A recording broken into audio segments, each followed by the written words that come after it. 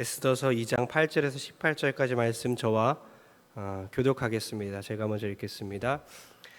왕의 조서와 명령이 반포됨에 처녀들이 도성수산에 많이 모여 헤게의 수하에 나아갈 때에 에스더도 왕궁으로 이끌려가서 궁녀를 주관하는 헤게의 수하에 속하니 헤게가 이 처녀를 좋게 보고 은혜를 베풀어 몸을 정결하게 할 물품과 일용품을 곧 주며 또 왕궁에서 의뢰주는 7 궁녀를 주고 에스더와 그 궁녀들을 후궁 아름다운 조서로 옮기더라.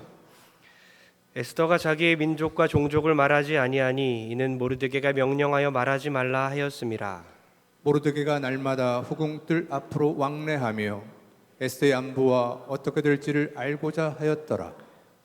처녀마다 차례대로 아하수에로 왕에게 나아가기 전에 여자에 대하여 정한 규례대로 12달 동안을 행하되 6달은 모략 기름을 쓰고 6달은 향품과 여자에게 쓰는 다른 물품을 써서 몸을 정결하게 하는 기한을 마치며 처녀가 왕에게 나아갈 때에는 그가 구하는 것을 다 주어 후궁에서 왕궁으로 가지고 가게 하고 저녁이면 갔다가 아침에는 둘째 후궁으로 돌아와서 비빈을 주관하는 내시 사스가스의 수하에 속하고 왕이 그를 기뻐하여 그의 이름을 부르지 아니하면 다시 왕에게 나아가지 못하더라. 모르드게의 삼촌 아비하일의 딸 곧 모르드게가 자기의 딸같이 양육하는 에스더가 차례대로 왕에게 나아갈 때에 궁녀를 주관하는 내시 헤게가 정한 것 외에는 다른 것을 구하지 아니하였으나 모든 보는 자에게 사랑을 받더라. 아하수에로 왕의 제7년 4월 곧 데벳월에 에스더가 왕궁에 인도되어 들어가서 왕 앞에 나가니 왕이 모든 여자보다 에스더를 더 사랑하므로 그가 모든 처녀보다 왕 앞에 더 은총을 얻은지라. 왕이 그의 머리에 관을 씌우고 와스디를 대신하여 왕으로 삼은 후에 다 같이 왕이 크게 잔치를 베푸니 이는 에스더를 위한 잔치라. 모든 지방관과 신하들을 위하여 잔치를 베풀고 또 각 지방의 세금을 면제하고 왕의 이름으로 큰 상을 주니라. 아멘. 지금 제가 목요일 금요일 선교지 우리 국내 선교지에 갔는데요. 정말 땀을 뻘뻘 흘리면서 우리 집사님, 권사님들, 우리 성도님들 함께 한 교회를 건물 수리하고 또 오늘 삼계탕도 끓여서 100마리를 끓여서 마을 주민 마을회관에서 나눠주고 이렇게 섬기는 모습을 제가 많이 봤는데요. 참 감동이 되었습니다. 그 가운데 하나님의 은혜가 넘치도록 또 끝까지 아무도 다치지 않고 모두 다 안전사고 없이 은혜 가운데 잘 마칠 수 있도록 이따 꼭 기도할 때 꼭 기도해 주시기 바랍니다. 내일 마지막 날인데요. 내일은 집집마다 전도하고 또 교회를 청소하는 프로그램이 남아 있습니다. 위에서 기도해 주시고 함께 동역하는 마음으로 함께 기도하고 축복했으면 좋겠습니다. 이 시간 에스더 강의 3번째입니다. 신자는 끌려간 곳에서 이끌어간다. 신자는 끌려간 곳에서 이끌어간다 라는 제목으로 하나님 말씀 전하겠습니다. 기독교 문화가 이 세상을 지배하는 시대에 여러분은 살고 싶습니까? 아니면 성경책을 가지고 다닌다고 사람들에게 눈칫밥 먹는 눈치를 보며 교회 다녀야 하는 그런 시대에 살고 싶습니까? 다시 한번 여쭙겠습니다. 기독교 문화가 세상을 지배하여 마음대로 교회 다닐 수 있는 기독교인이라고 말할 수 있는 그런 시대에 살고 싶습니까? 아니면 기독교인이라고 말하면 또 눈치 보이고 욕을 먹어야 하는 그런 시대에 살고 싶습니까? 물론 전자이겠죠. 그런데 후자가 우리의 신앙을 더 견고하게 만든다면 여러분 어떻게 생각하십니까? 오히려 기독교인이라서 멸시당하고 기독교인들이기 때문에 사회에서 또 비난을 받는다면 그것 때문에 우리가 더 신앙이 견고해지고 하나님과 더 가까워진다면 어떤 시대에 살아가고 싶으십니까? 여러분 크리스천덤 시대라는 말이 있습니다. 크리스천덤 시대. 기독교가 지배하는 세상을 말합니다. 신앙과 문화가 결합되어 세상이 기독교 문화로 지배받는 그런 시대입니다. 로마 제국도 4세기 초에는 그리스도가 핍박당했고 또 기독교가 5% 정도밖에 안 되었지만 콘스탄티누스 대제의 아들 콘스탄티우스 2세를 통하여 그 시대에는 오히려 기독교가 국교가 되었고 50%가 넘는, 절반이 넘는, 로마 시민의 절반이 넘는 사람들이 그리스도인이 되었습니다. 그런 시대를 크리스덤 시대라고 합니다. 크리스덤 시대. 중세 시대도 중세 시대에 보면 1000년 동안 로만 카톨릭이 유럽을 지배하지 않았습니까? 그 당시에 국가와 종교와 문화가 함께 결합되어 있는 구조였죠. 그러한 시대를 크리스덤 시대라고 합니다. 크리스덤 시대. 우리가 살아가는 이 시대는 뭡니까? 포스트 크리스덤 시대입니다. 크라이스트하고 킹덤 할 때 덤을 합쳐서 크리스덤이라고 하는데요. 오늘날 시대를 포스트 크리스덤 시대라고 해요. 코로나도 그렇잖아요. 코로나 시대, 코로나가 끝난 이후 포스트 코로나 시대라고 말하지 않습니까? 마찬가지로 포스트 크리스덤 시대. 크리스덤 시대와 반대이죠. 기독교 문화가 세상을 지배하는 것이 아니라 기독교 문화가 끝났다. 그런 시대를 우린 살아가고 있는 거예요. 오늘날 유럽의 기독교 인구들이 다 감소하고 교회 건물들이 다 술집으로 바뀌지 않았습니까? 그런 시대예요. 오늘 한국도 어떻습니까? 청년들이 다 떠나고 주일학교가 아예 없는 교회들이 허다합니다. 다음 세대의 학생들 3%밖에 안 되는 그런 미전도 종족 아닙니까? 그런 선교지와 같은 우리는 그런 시대를 살아가고 있는, 한국이 그렇게 되었다는 거죠. 그것이 바로 포스트 크리스덤 시대라고 합니다. 기독교가 세상에서 어떤 영향력도 발휘하지 못하는 시대. 이러한 시대를 살아가는 우리에게 어떤 소망이 있습니까? 어떤 희망을 가지고 살아갑니까?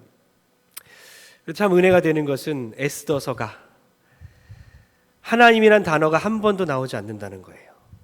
마치 오늘날 우리가 살아가는 이 세상처럼 어쩌면 우리가 살아가는 우리 직장이나 우리가 가는 모든 이웃과의 만남 속에서 하나님이란 단어를 말할 수 없는 그런 환경이 있지 않습니까? 그럼 마찬가지로 하나님이란 단어가 한 번도 나오지 않는 이 에스더서, 디아스포라 유대인, 즉 흩어져 있는 그 유대인들에게도 하나님의 돌보심이 여전히 있다라는 놀라운 은혜가 이 속에 담겨 있다는 거죠. 그러니까 기독교 문화가 지배하는 세상 속에서 신앙생활하는 것보다 오히려 지금처럼 반기독교적인 문화가 지배하는 이 세상 가운데서 우리가 신앙생활하는 것이 어쩌면 더 하나님의 돌보심과 하나님의 은혜를 더 마음껏 누릴 수 있다는 것입니다. 오늘날 세상의 커다란 그 반기독교적인 문화 속에서 세상적인 힘과 그런 권세와 통치에 우리가 끌려가는 듯한 우리의 인생이 오늘 말씀 통해서 반대로 주도적으로 인생을 이끌고 나아가는 역사의 주인공들 되길 주의 이름으로 축원합니다. 에스더는 끌려가는 인생을 살았습니다. 역사 속에서 계속 끌려갔어요. 아하수에로 왕이 역사적으로 유명한 크세르크세스 왕이라고 하지 않았습니까? 주전 485년에서 645년까지 페르시아 제국을 통치했던 왕입니다. 그가 왕위를 얻은 지 3년 만에 180일간 잔치를 벌일 정도, 그 정도면 왕권이 안정되었다는 뜻이죠. 그 시기에 크세르크세스는 그리스 침공을 하려고 합니다. 그리스 침공을 계획했지만 주전 480년에 살라미스 해전에서 대패를 하고 말았습니다. 그리스 정복에 실패한 후에 왕궁으로 돌아왔습니다. 마음이 힘든 상태입니다. 그 상태에서 1절을 읽으면 이해가 가는 것이죠. 1절 다 같이 한번 읽겠습니다. 시작. 그 후에 아하수에로 왕의 노가 그침에 와스디와 그가 행한 일과 그에 대하여 내린 조서를 생각하거늘. 그 후에 와스디가 폐위가 되고 왕후의 자리가 비어 있습니다.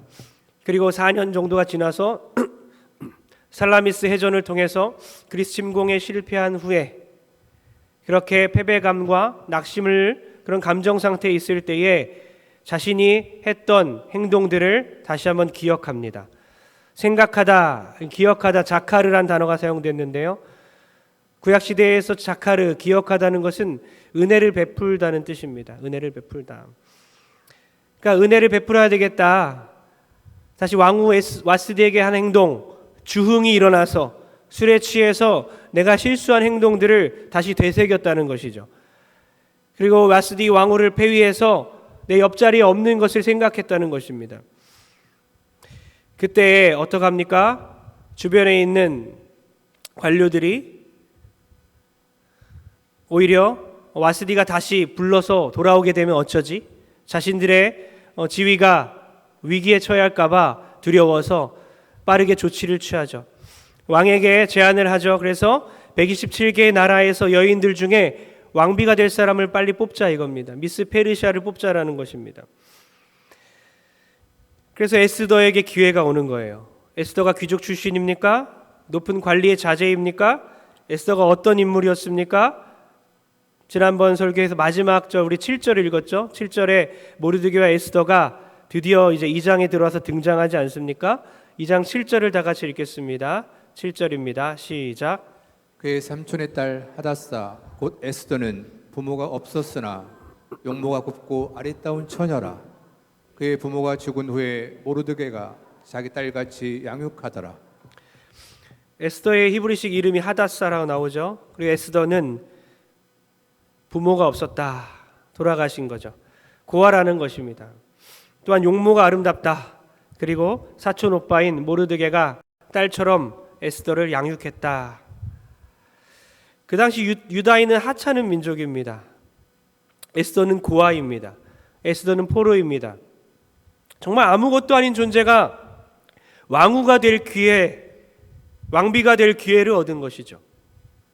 이 역사의 흐름 가운데서 에스더가 후궁으로 이제 끌려가게 되는 것입니다. 그는 역사 속에 던져졌어요. 하나님의 섭리와 하나님의 뜻이 보이지 않습니다. 성경에서 암시하는 것 자체가 이미 2장으로 넘어갔지 않습니까? 1장에 세상의 역사가 나오지 않습니까?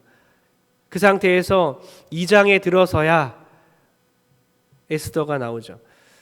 우리의 인생도 그와 마찬가지입니다. 세상 속에서 던져진 것 같아요. 하나님의 이름이 보이지 않습니다. 하나님의 역사가 보이지 않아요. 하나님 우리와 함께하는 것 같지 않습니다. 도저히 느껴지지가 않아요.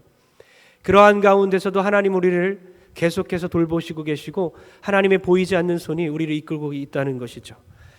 그는 끌려갑니다. 8절 한번 읽어보겠습니다. 8절입니다. 시작. 왕의 조서와 명령이 반포됨에 처녀들이 도성수산에 많이 모여 헤게의 수하에 나아갈 때 에스더도 왕궁으로 이끌려가서 궁녀를 주관하는 헤게의 수하에 속하니. 에스더는 흙수저죠. 부모가 없이 고아인 상태에서 수저도 없습니다. 그 상태에서 태어난 것입니다.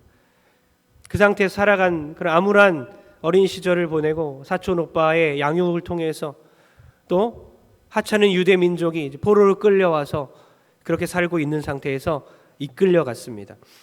지금 후궁을 뽑고 있는데 127개의 나라에서 처녀들을 아름다운 사람들을 뽑지 않습니까? 그런데 보면 8절 우리 좀 전에 읽었는데 많은 처녀들이 모였다. 적극적입니다. 긍정적입니다. 능동적입니다. 에스더는 이끌려갔다고 써 있어요. 원치 않죠. 수동적입니다. 끌려가는 것입니다. 다른 처녀들은 함께 모여갔습니다. 그녀는 끌려간 것이죠. 수많은 궁녀 중 하나로 뽑혔습니다. 그녀는 이끌려갔습니다. 외모가 이뻐서 왕궁으로 끌려갔어요. 미스 페르시아 대회에서 예선에 뽑혔구나 이렇게 생각하시면 안 됩니다.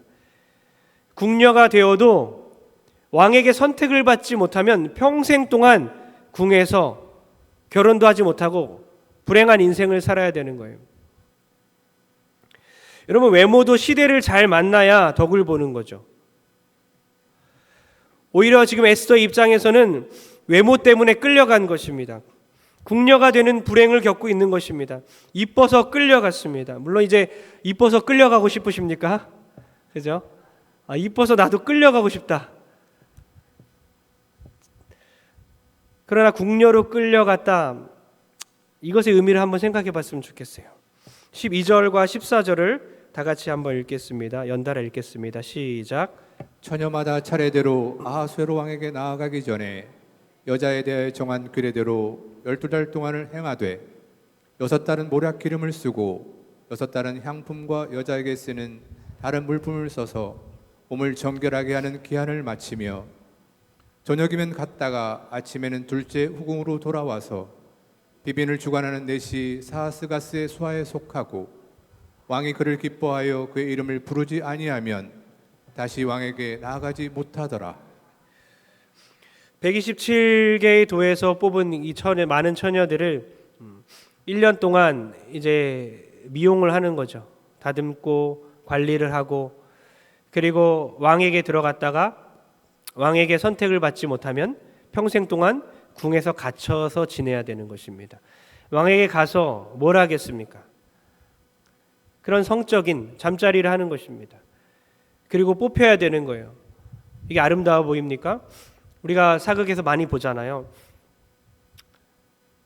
정말 여자들에게는 학대인 겁니다. 학대. 이런 비극적인 장소로 에스더가 끌려간 거예요. 어떻게 우리가 그냥 읽어보면 와, 어떻게 이렇게 뽑혀서 잘 됐다. 그리고 왕후가 되었구나. 그러나 지금 상태는 어떻습니까? 평생 동안 결혼도 제대로 된 가정을 꾸리지 못하고 후궁의 자리에서 평생 동안 왕의 부름이 없다면 갇혀 살아야 하는, 자유가 없는, 자기 인생이 없는 그런 삶으로 끌려간 것입니다. 그녀는 철저하게 끌려다녔습니다. 9절 함께 읽겠습니다. 9절입니다. 시작. 헤게가 이 처녀를 좋게 보고 은혜를 베풀어 몸을 정결하게 할 물품과 일용품을 곧 주며 또 왕궁에서 의뢰 주는 7 궁녀를 주고 에스더와 그 궁녀들을 후궁 아름다운 처소로 옮기더라. 헤게에게서 은혜를 입었다. 그런 와중에서도 헤게는 에스더에게 화장품을 주고 7명의 뛰어난 시녀들을 붙여주고 그 궁에서 가장 아름다운 처소로 에스더를 옮겨줍니다. 사람의 은혜로 보이지만 누구의 은혜입니까? 하나님의 돌보심이죠. 하나님의 은혜예요. 또 결국에는 왕의 은혜를 입습니다. 17절 읽겠습니다. 17절 시작. 왕이 모든 여자보다 에스더를 더 사랑함으로 그가 모든 처녀보다 왕 앞에 더 은총을 얻은지라. 왕이 그의 머리에 관을 씌우고 와스디를 대신하여 왕으로 삼은 후에 아하수에로 왕은 모든 여자보다 에스더를 더 좋아했습니다. 결국엔 에스더는 왕에게도 은혜를 입어요. 그리고 비어있던 왕후 와스디의 그 자리에 에스더가 올라가게 되는 것이죠. 근데 이 모든 스토리를 제가 또 읽고 묵상하면서 불행하다. 에스더가 자기 힘으로 하는 것이 하나도 없구나. 이 스토리를 보면서 하나님의 은혜를 입는 것조차도 어쩌면 불쌍하다. 그럼 교회에 끌려왔을 때 어떻습니까? 물론 하나님의 은혜가 있고 하나님의 말씀이 있는 이 자리 아닙니까? 근데 끌려가는 듯한 느낌으로 교회에 앉아 있으면 어때요? 부흥회 갑니다. 아주 정말 하나님의 은혜가 충만하고 성령 충만한 자리에 갑니다. 사람들은 다 기뻐하고 하나님의 은혜를 깨닫고 기도 응답도 받고 병도 고치고 그런 자리에 끌려가는 느낌으로 간다면 여러분 어떠세요? 내가 내 스스로 예수를 믿는 게 아니에요. 그냥 태어나 보니까 모태신앙입니다. 기분이 어떨 것 같습니까? 어쩔 수 없이 부모님 때문에 교회 다녀요. 어떨 것 같아요? 지금 이런 모든 일들 가운데 어쩌면 하나님의 은혜를 입고 그걸 통해서 왕에게 또 헤게에게 호의를 베풀어서 은혜를 입는 것 같지만 이 모든 인생의 과정을 보면 에스더는 긍정적으로 능동적으로 자기 주도적으로 무언가 선택하는 것이 하나도 없다는 것이에요. 그러니까 태어나 보니 그냥 고아인 것입니다. 어렸을 때 그냥 불행한 삶을 살게 된 것입니다. 유다 민족으로 태어난 것입니다. 포로로 끌려간 것입니다. 가장 연약한 민족 중에 한 사람으로 태어난 것입니다. 외모 때문에 불행하게도 궁으로 끌려간 것입니다. 궁녀를 주관하는 회개의 눈에 띄어서 은혜를 입어버렸습니다. 왕에게 뽑혀버렸습니다. 그래서 지금 그 자리에 앉아있는 그 느낌, 그녀는 어떤 심정일까요? 모두 다 수동태예요. 능동적인 모습이 하나도 없어요. 능동태가 없어요. 기쁘게 에스더가 뭘 했더라 없잖아요. 그렇게 되었더라. 긴 시간을 보세요. 역사의 어떤 수레바퀴에 한 점과 같은 에스더가 역사가 어떻게 흘러가는지도 모르겠지만 1장부터 우리는 봐서 알고 있지만 에스더는 아무것도 모르잖아요. 그런 상태에서 계속 끌려가고 있는 인생. 하나님이 보이지 않습니다. 하나님의 은혜가 보이지 않습니다. 사람의 호의는 보입니다. 사람이 이쁘다고 뽑아갑니다. 사람이 좋아해 줍니다. 이것으로 만족감이 있을까요? 에스더는 태어난 것부터 시작해서 출신, 배경, 심지어 이뻐서 끌려간 것 자체도 어쩌면 원망거리였을 것 같아요. 여러분 혹시 나는 이런 집안에서 태어난 것 자체를 원망한 분 있나요? 가난하게 태어난 것이 잘못인가요? 세상은 그렇게 말해요. 그렇게 태어난 게 잘못이다. 요즘 그렇습니다. 태어난 것 자체가 잘못이라는 거예요. 그런 부모 밑에 태어난 것 자체가 잘못이라는 거예요. 여러분 결혼을 당한 사람 있나요? 결혼 당했다고 생각하는 사람 있나요? 지금 살아가면서 결혼해서 30년, 40년째 살아가고 있으면서도 내가 마치 끌려다니는 사람처럼 결혼 당한 사람처럼 살아가고 있는 사람 있나요? 내가 지금 잘못 만나서 코 껴서 있다고 생각하는 사람 있나요? 교회도 어쩔 수 없어서 이제 이때 돼서 옮길 수는 없으니까 정이 있으니까 하나님의 은혜에서도 내가 하나님의 은혜를 만나지 못하지만 오래전에 만났었으니까 오래전에 하나님의 은혜를 경험한 것 같으니까 그래서 앉아있는 심정 얼마나 괴로운 인생입니까? 얼마나 괴로운 신앙인입니까? 여러분 신자들은 오늘 제목처럼 끌려간 곳에서 적극적으로 이끌어가는 사람들입니다. 극심한 가난을 겪으면서 살았지만 더 기쁘게 사는 사람들이 있더라고요. 부인을 따라서 그냥 교회에 끌려온 것 같지만 더 열심히 신앙생활하는 남자들이 있더라고요. 오스와드 챔버스는 이렇게 말합니다. 다 같이 한번 읽겠습니다. 시작. 믿음은 우리가 이끌려가게 될 곳을 아는 것이 아니라 우리를 인도하시는 그분을 사랑하고 아는 것입니다. 제가 다시 한번 읽겠습니다. 믿음은 우리가 이끌려가게 될 곳을 아는 것이 아니라 우리를 인도하시는 그분을 사랑하고 아는 것입니다. 그게 믿음이라는 것입니다. 신앙인은 그렇습니다. 우리가 끌려가는 어떤 장소에 대해서 걱정하고 그것에 대해 자세히 묵상하는 사람들이 아니에요. 하나님을 사랑하고 하나님을 아는 사람들입니다. 그래서 우리가 끌고 가는 인생이 되어야 한다는 것입니다. 에스더의 인생을 보십시오. 다 수동태입니다. 사랑받더라. 아, 좋겠다. 사랑받으니까. 여자는 사랑받으면 좋은 건가요? 사랑받기만 해요. 그것 말고는 없어요. 사랑받지 않으면 불행해요. 수동태의 인생은 그래요.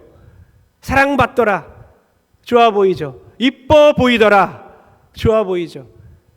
그러나 사람의 눈이 변해서 사랑하지 않게 되고 이뻐 보이지 않게 되면 얼마나 불행한 인생입니까? 수동태는 이렇습니다. 은혜를 입더라. 다 받더라. 보이더라. 입더라. 그러나 이 가운데 에스더에게 다 수동태 인생인 것 같고 끌려다니는 인생 같지만 정말 그 소극적이고 수동적이고 모르드게 자기를 양육한 아빠와 같은 그 사촌 오빠의 명령에 순종하고 그랬던 그녀에게 어떤 힘이 하나 있었어요. 놀라운 능력이 하나 있었는데 뭐냐? 10절과 20절에 나와 있습니다. 한번 읽어보겠습니다. 10절입니다. 시작. 에스더가 자기 민족과 종족을 말하지 아니하니 이는 모르드게가 명령하여 말하지 말라 하였음이라. 20절 읽겠습니다. 시작. 에스더는 모르드게가 명령한 대로 그 종족과 민족을 말하지 아니하니 그가 모르드게의 명령을 양육받을 때와 같이 따름이더라. 아멘. 그의 민족성이었습니다. 소속감이었습니다. 그가 어디에 속해 있는지 하나님이 선택한 그 민족에 속해 있다는 그 정체성이었습니다. 그가 해야 될 그 사명이었어요. 언젠가 그녀는 사명감을 가지고 그의 민족을 위해서 일해야 되는 사람입니다. 모세에게 모세의 어머니가 계속해서 정체성을 부어주지 않습니까? 그 소속감이 힘이라는 것이에요.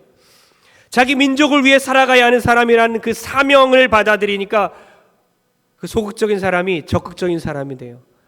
나중에 모르드게에게 막 명령을 합니다. 유대인들에게 명령을 합니다. 금식을 선포합니다. 죽으면 죽으리라. 그렇게 선포를 하는 것이죠. 여러분, 태어나 보니 이래요. 결혼해 보니 이렇습니다. 교회에 다니는데 이렇습니다. 한국 사회가 이래요. 늘 자기 자신이 처한 환경을 탓하는 사람들이 있어요. 끌려가는 사람들입니다. 딱 보면 끌려가는 인생을 살고 있어요. 늘 끌려가고 있습니다. 자기 주도성이 없어요. 다 끌려가고 있는 거예요. 하나님의 섭리를 깨달아도 끌려갑니다. 구원받았으니까, 천국 백성 되었으니까 그냥 그렇게 살아가는 거예요. 자기 주도성이 없는 거예요. 그렇게 하다가 그냥 천국 가면 되지. 그럼 고통을 겪은 사람들 있잖아요. 내가 원래 인생이 비참하고 고통 중에 살았고 극심한 말로 할 수 없는 그런 불행을 겪은 사람들 중에 조사 결과 어떻다고요? 더 성공한 사람들이 많다는 거예요. 그러니까 그런 고통과 아픔과 가난과 어려움들을 평생 동안 자기를 찌르는 사람이 있는 반면에 반대로 그 고난을 딛고 일어서는 사람이 있다는 거예요. 아까 그 간증처럼, 권사님의 간증처럼 오히려 그 어려운 일들이 상처가 아니라 별이 된다는 것입니다. 여러분, 소속감을 가져야 합니다. 여러분이 어디 속해 있는지, 하나님이 여러분을 얼마나 사랑하고 있는지, 하나님이 사명을 주셨고 여러분 세상에 속한 사람이 아니라 하늘에 속한 사람, 하나님 나라를 살아가고 있는 사람들, 내가 끌려다니는 인생이 아닙니다. 이제 끌고 가는 인생이 돼야 되는 것이죠. 가정에서도 어쩔 수 없이 가정이 이렇게 됐습니까? 교회가 어쩔 수 없이 이렇게 됐나요? 내가 그곳에서 무엇을 해야 할지, 어떤 리더십을 갖고 가정을 사랑해야 할지, 교회를 사랑해야 할지, 직장을 사랑해야 할지.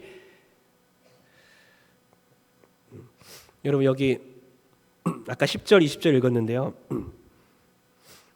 아하수에로 왕이 간과한 한 가지 사실이 있어요. 에스더에 대해서 모르는 한 가지 사실이 있습니다. 고아인 것도 알겠죠. 이쁜 것도 알겠죠. 그의 민족에 대해 몰라요. 하나님이 지키는 사람이라는 걸 전혀 모릅니다. 여러분, 세상은 우리에 대해서 모릅니다. 정말 이거 하나 오늘 갖고 갔으면 좋겠어요. 세상을 여러분 살아가고 있는데 세상은 여러분에 대해 몰라요. 여러분, 직장 상사나 여러분에 대해서 함부로 하는 사람들 있죠. 그 사람들은 여러분에 대해서 모릅니다. 여러분을 보면서 여러분이 어디에 속한 사람이고 누가 여러분의 백이고 누가 여러분을 돌보고 있는지를, 그 소속 자체가 자신과 다르다는 그 사실을 모릅니다. 저는 그래서 여러분이, 우리 모두가 자부심을 갖고 살아가길 주의 이름으로 축원합니다. 제가 지난주에 이제 베트남에 다녀왔어요. 우리 장인어른 칠순이셔서 장인어른 장모님 그리고 우리 온 식구하면 5명이잖아요.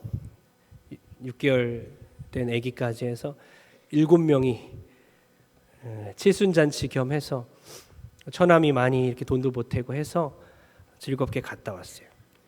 근데 뭐 가면 아기를 많이 봤겠죠. 베트남에서. 저는 너무 그래도 즐거웠습니다. 새로운 세상을 보는, 맨날 반복되는 그 일상이잖아요. 저는 직장이 교회잖아요.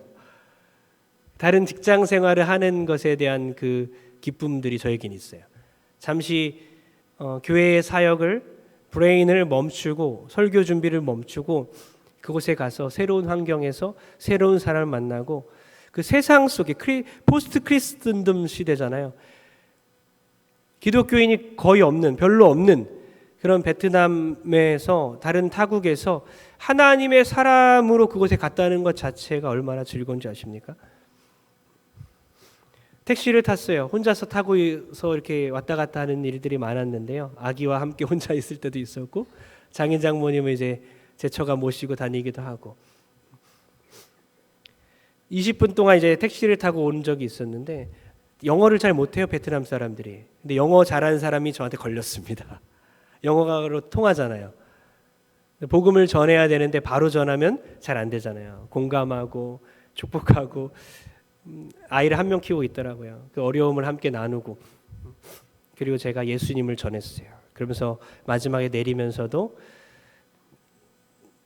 Believe in Jesus Christ, you will be saved. 막 웃으면서 yes 하더라고요. 예수님 믿어. 그럼 넌 구원받을 거야. 저는 이런 메시지를 전할 때 하나님의 사람으로 그곳에 서 있음을 강하게 느낍니다. 내가 하나님의 사람으로서 하나님을 모르는 사람들 사이에서 나에 대해서 모르는 그 사람, 내가 어떤 존재인지, 어떤 분의 복을 누리고 있으며 어떤 사람이 내 백으로 존재하고 있는지를 그는 모르고 있습니다. 오토바이가 교통수단이에요. 택시보다 오토바이가 싸서 오토바이를 많이 타고 다녔어요. 몇백 원이면 가요. 그래서 몇백 원 내고 오토바이를 타요. 제가 한 5번 정도 탔는데 막 전도하려는데 그 짧은 시간에 전도하는데 안 돼요. 영어를 못 알아들어요. 그래서 작전을 제가 바꿨습니다. 뒤에서 축복 기도해야 되겠다. 왜냐하면 이제 오토바이 타면 뒤로 넘어갈 것 같으니까 어깨 잡잖아요. 정말 잘 됐다. 내가 아브라함처럼 복의 통로가 돼야 되겠다. 어깨 딱 잡고 등 잡으면서 막 기도했어요. 이 베트남 청년 다 청년들이거든요. 젊은 청년들이 다 오토바이 운행하더라고요. 이 청년이 예수 그리스도를 만나게 도와주옵소서. 이 청년을 통해서 베트남이 한 교회가 하나님 알게 도와주옵소서. 그리스도가 전파되게 도와주옵소서. 이 청년이 하나님을 찬양하는 날이 오게 도와주옵소서. 계속 기도해요. 그렇게 하다가 한 번은 헬멧을 딱 잡았습니다. 머리 잡고 축복 기도하려고 머리 딱 잡으니까 막 이렇게 막 치더라고요. 하고 제가 이렇게 막 삐뚤어진서 이렇게 잡아주는 척 이렇게 하고 축복기도 하고 그가 보기에 저는 수많은 관객 중에 하나인 거예요. 그러나 저는 어떤 사람입니까? 아브라함처럼 복의 통로가 되어 그의 인생을 놓고 하나님께 올려드리는 기도를 하고 있는 거예요. 하나님이 그 사람 택했다면 이 기도를 들어주시고 그를 변화시켜 주시고 베트남 지역을 그를 통해 기독교화 시켜 주시옵소서. 주를 찬양하고 주를 부르짖는 청년들이 그를 통해 일어나게 도와주옵소서. 우리는 특별한 존재들입니다. 자부심을 갖기 소원합니다. 세상은 여러분에 대해 정확히 모릅니다. 세상은 우리에 대해 정확히 알지 못합니다. 세상은 성령에 대해 알지 못합니다. 세상은 성령의 사람에 대해 알지 못합니다. 성령이 충만한 그런 성령의 사람이라는 그 자부심을 가지고 이 세상을 끌려다니는 인생이 아니라 어딜 가더라도 이끌고 살아가는 여러분 되길 주의 이름으로 축원합니다. 결론 내립니다. 너무나도 속도가 빠른 삶 속에서 끌려다니지 마십시오. 인생은 여러분 끌고 가는 겁니다. 이 땅에서 돈이 우리를 끌고 갑니다. 세상 문화가 우리를 끌고 갑니다. 한양대학교 유영만 교수님이 이런 말을 했어요. 삶의 속도가 빨라지면 삶을 다르게 볼 수 있는 각도가 좁아지고 삶의 밀도가 얇아진다. 그러니까 삶의 밀도는 매 순간 그 경험되어지는 그 충만함 있지 않습니까? 그러니까 삶의 속도가 인생의 속도가 빨라지면 세상을 다양하게 볼 수 있는 각도가 좁아지고 삶을 누리고 충만하게 경험하는 그 밀도가 얇아진다는 거예요. 여러분 그리스도인이 아닌데도 이런 말을 해요. 어떻게 생각하십니까? 세상에서 한 말이지만 우리 그리스도인이야말로 속도의 시대, 경쟁의 시대, 물질 만능주의 시대에 끌려다니지 말고 성경을 통해 다양한 각도로 이 세상을 보고 하나님이 주시는 그 영감으로 이 세상을 바라보는 우리 모두 되길 축복합니다. 에스더서에는 하나님이라는 단어가 나오지 않는다 그랬어요. 어떤 선지자나 제사장이 없습니다. 어떤 계시도 없습니다. 어떤 기적도 없습니다. 성경에서 완전히 다른 나라를 배경으로 한 성경이 다니엘하고 에스더밖에 없어요. 그런데 다니엘서는 어떻습니까? 예루살렘을 향해서 기도하잖아요. 하나님의 기적이 막 있잖아요. 그런데 에스더서에는 그런 게 없어요. 정말 이 포스트 크리스천덤 시대, 기독교가 지배하는 그 국가가 아니라 오히려 반기독교 세력이 득세하는 이 세상에서 기독교인으로서 어떤 영향력도 발휘하지 못하고 기독교인이라고 말도 못하고 목사들이 오히려 욕을 먹고 있는 이 시대들, 교회들이 오히려 욕을 먹고 있는 이 시대를 살아가는 여러분들, 사랑하는 우리 성도님들, 에스더를 통해서 하나님이 없는 시대에 하나님이라는 단어가 하나도 없지만 하나님의 놀라운 역사가 곳곳에 나타나고 있구나. 우리 모든 인생 가운데 하나님의 돌보심과 우리를 다스리시고 돌보시는 기르시는 그 하나님의 놀라운 역사가 우리 가운데 있음을 믿는 여러분 되길 축복합니다. 작금의 시대에서 인생을 살다 보면 두 가지 강제적인 이끌림이 있는 것 같습니다. 세상에 끌려다닙니다. 직장에 끌려다녔고 결혼에 끌려갔고 원치 않은 곳으로 끌려다니는 그런 감정이 있을 때가 있어요. 그런데 보니까 오늘 말씀 보니까 하나님의 섭리였구나, 하나님의 손이었구나, 하나님이 우리를 끌고 가시는 거구나 때문에 우린 수동적일 수가 없어요. 하나님께 끌려간다고 수동적일 수 없습니다. 신자는 끌려간 곳에서 이끌고 가는 사람들입니다. 여러분 결혼이 끌려간 것 같습니까? 믿음으로 이끌어가는 여러분들 되게 축복합니다. 교회에 끌려 앉아 있습니까? 이제는 믿음으로 이끌어가 보십시오. 예배 가운데서도 그냥 아무 생각 없이 멀뚱멀뚱 앉아 있는 게 아니에요. 이제 찬양하고 기도할 때도 원래 하던 대로 그냥 찬양하고 기도하는 게 아닙니다. 이 기도 시간을 이끌고 가십시오. 성령이 여러분을 끌고 가실 때에 함께 아멘하며 순종하며 최선을 다해 기도하고 찬양하고 하나님을 찾을 때에 하나님께서 쓰시는 그 한 사람 인생의 역사의 주인공이 될 줄 믿습니다. 모르드게서가 아닙니다. 아수에로서가 아닙니다. 에스더서입니다. 태어나니 불행이었고 살다 보니 불행이었고 끌려가 보니 불행한 곳이었지만 평생을 끌려다니는 인생으로 살았지만 자기 민족성을 기억하며 사명을 기억했을 때에 결국에는 이끌고 주도하는 인생을 살았던 에스더의 인생을 보면서 우리 모두 우리가 끌려간 곳 원치 않는 곳일지라도 우리가 이끌고 주의 이름으로 승리하며 살아가는 우리 모두 되길 주의 이름으로 축원합니다.